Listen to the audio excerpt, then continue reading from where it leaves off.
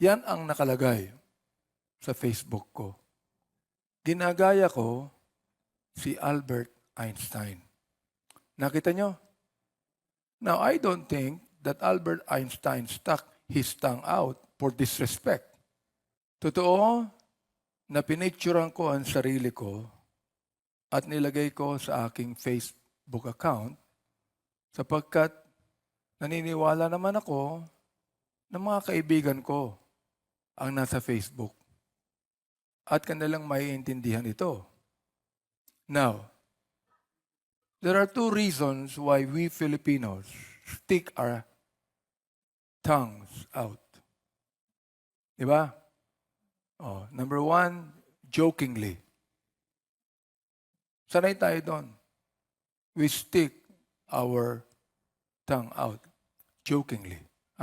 Pangalawa na reason, kapag you stick your tongue out, gusto mong sabihin doon sa tao that you stuck your tongue out, buti nga sa'yo.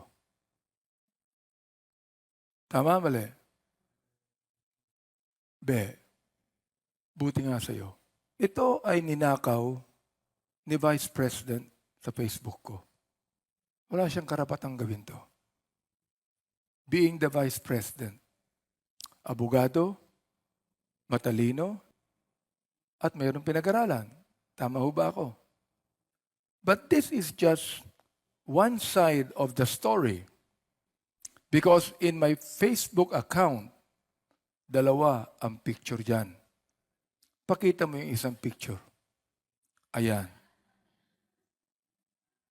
Yan ang nakalagay sa Facebook ko. Ginagaya ko si Albert Einstein. Nakita nyo? Now, I don't think that Albert Einstein stuck his tongue out for disrespect. Hindi ko alam kung sino niya nirespeto. Am I right? I do not know where the Vice President got the idea that when you stick your tongue out, it means disrespect. Ang nakalagay sa Facebook ko. Bakit ginaya ko si Albert Einstein? Sapagkat gusto kong maging katulad niya. Yan ang talagang nasa Facebook ko. O yan.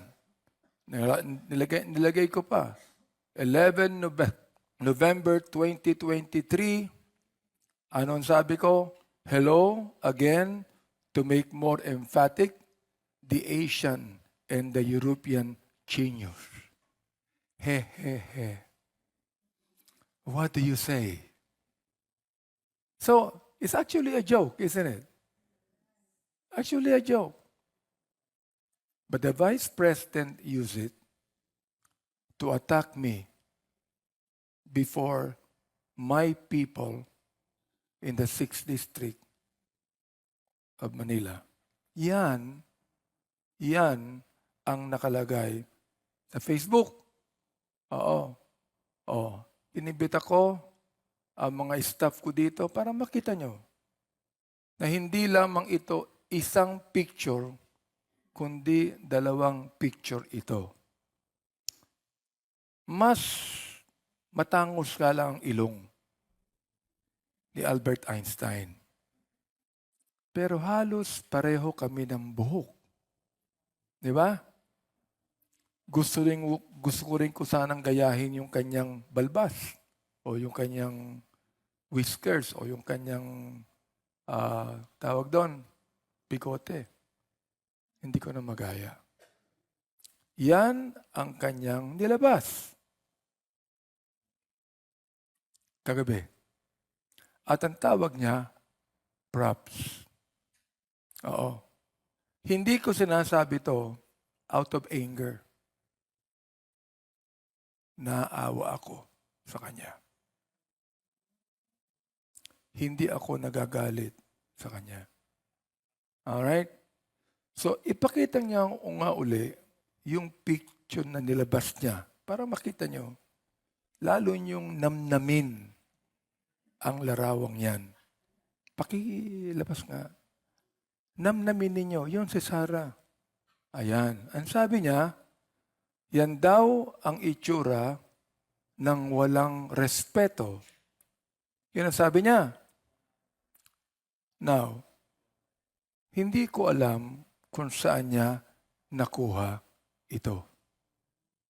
Pero, in fairness sa kanya, wala siyang anumang akusasyon sa akin.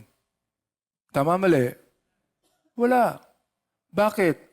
Talagang wala siyang ma-accuse sa akin. So nakikita nyo, sa kanyang pagkasalita kagabi, wala siyang anumang akusasyon sa akin. Tama?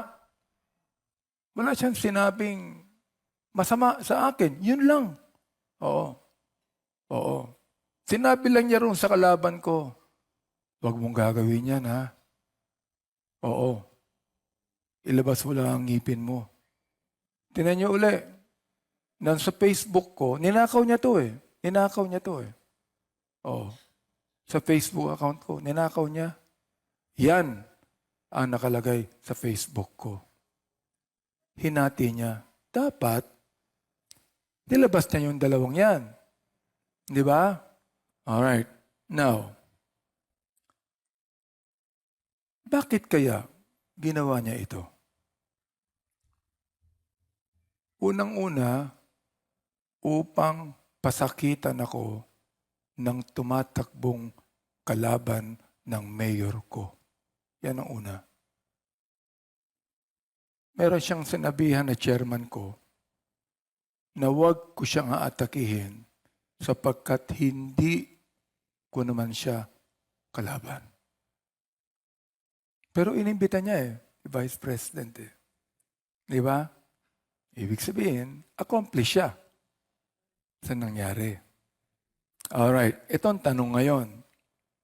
Why do you think that the Vice President did this? Did she do it because she has something against me? No. I have not even met her once, only in the budget hearing. I do not even care about her. I care about her father, but not her. Okay? So, ito ang tanong. Bakit niya ginawa sa akin to? Ang tawag natin dyan, political revenge. Paghihiganti. Isang political na paghihiganti.